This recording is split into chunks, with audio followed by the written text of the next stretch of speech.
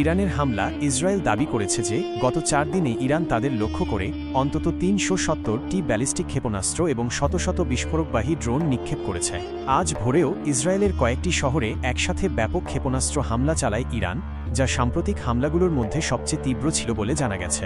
Haifa এবং তেল আবিবের মতো গুরুত্বপূর্ণ এলাকাগুলোতে ইরানি ক্ষেপণাস্ত্র আঘাত হেনেছে এবং ইসরায়েলিদের নিরাপদ আশ্রয়ে থাকার নির্দেশ দেওয়া হয়েছে। ইসরায়েলি মিডিয়া জানিয়েছে এই হামলায় ইসরায়েলে ২০ জনের বেশি নিহত এবং প্রায় ৩০০ জন আহত হয়েছেন। ইসরায়েলের বিমান প্রতিরক্ষা ব্যবস্থা, যেমন আয়রন ডোম, ইরানি হামলার মুখে চ্যালেঞ্জের মুখে পড়েছে। ইরান নতুন অ্যাটাক মেথড বা অভিনব কৌশল ব্যবহার করছে বলে দাবি করছে, যা ইসরায়েলের প্রতিরক্ষা ব্যবস্থাকে ধোঁকা দিচ্ছে। ইসরায়েলের পাল্টা হামলা ইসরায়েলও ইরানের বিভিন্ন সামরিক ও সরকারি স্থাপনায় পাল্টা হামলা চালিয়েছে। এর মধ্যে ক্ষেপণাস্ত্র ঘাঁটি, গ্যাস ক্ষেত্র, তেল ডিপো এবং ইরানের শীর্ষ সেনা কর্মকর্তাদের লক্ষ্য করে হামলা চালানো হয়েছে। ইসরায়েলি হামলায় ইরানে এখন পর্যন্ত অন্তত ২২৪ জন নিহত হওয়ার খবর পাওয়া গেছে। আল জাজিরা জানিয়েছে, ইসরায়েল ইরানের একটি হাসপাতাল এবং রাষ্ট্রীয় টেলিভিশন ভবনেও হামলা চালিয়েছে। ইসরায়েলি পররাষ্ট্রমন্ত্রী দাবি করেছেন যে ইরানের সরকার পতন ঘটানোর কোনো ইচ্ছা ইসরায়েলের নেই, তবে ইসরায়েলের প্রধানমন্ত্রী নেতানিয়াহু বলেছেন যে তারা বিজয়ের পথে আছেন এবং তেহরানের আকাশসীমা তাদের নিয়ন্ত্রণে রয়েছে।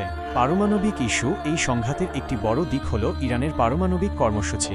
ইসরায়েল ইরানের পারমাণবিক স্থাপনাগুলোকে লক্ষ্য করে হামলা চালাচ্ছে বলে খবর পাওয়া যাচ্ছে।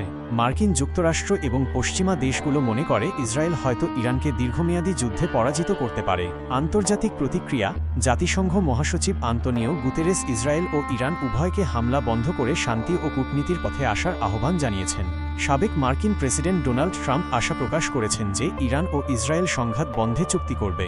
চীন ও রাশিয়ার অবস্থান নিয়েও আলোচনা হচ্ছে, যদিও তাদের পক্ষ থেকে সরাসরি সামরিক সহায়তার খবর নেই।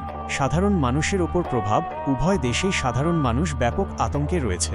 ইসরায়েলে লক্ষ লক্ষ মানুষের জন্য পর্যাপ্ত বোমা আশ্রয়কেন্দ্র নেই বলে জানা গেছে। ইরানি হামলার ভয়ে অনেক ইহুদি পালিয়ে বেড়াচ্ছেন। এই সংঘাতের ফলে মধ্যপ্রাচ্যের পরিস্থিতি অত্যন্ত অস্থিতিশীল রয়েছে এবং বিশ্বজুড়ে তেলের দাম বাড়ছে।